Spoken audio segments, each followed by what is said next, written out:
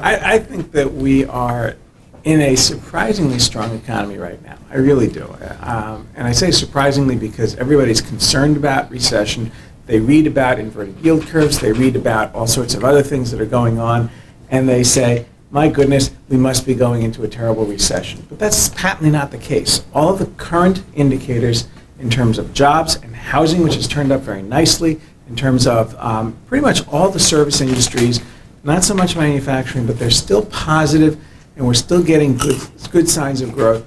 I wish we had better population growth and better workforce growth here in Massachusetts. We don't yet.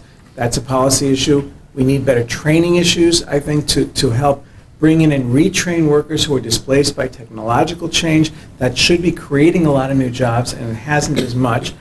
Not because the technology doesn't create jobs, but because we haven't figured out replacements. Those are the things that I think are all still positive. And it's, to me, I don't see a recession or a contraction in there just yet. There's always a risk, but right now the data to me tell us that we're still in good shape. I mean, I think there are a lot of positives to be said about the current condition of the national and particularly the state economy, but there's no doubt that the latest data suggests that we're slowing, both in terms of our economic output and the growth of jobs.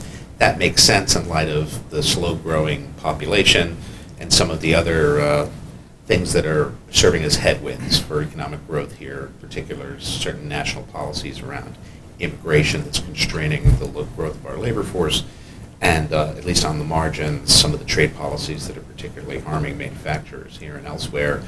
I think the most likely trajectory is for slowing growth. We're operating pretty much at capacity, and if we continue without making fundamental changes in the ability of our state economy in particular to grow, that's improvements in transportation, improvements in housing, and making it more attractive to people to move here from other parts of the country and other parts of the world, that the most high probability outcome from my perspective is slowing but continued positive growth, absent one of many wild cards that are out there at the national scene and in the international scene, causing some reversal of fortune.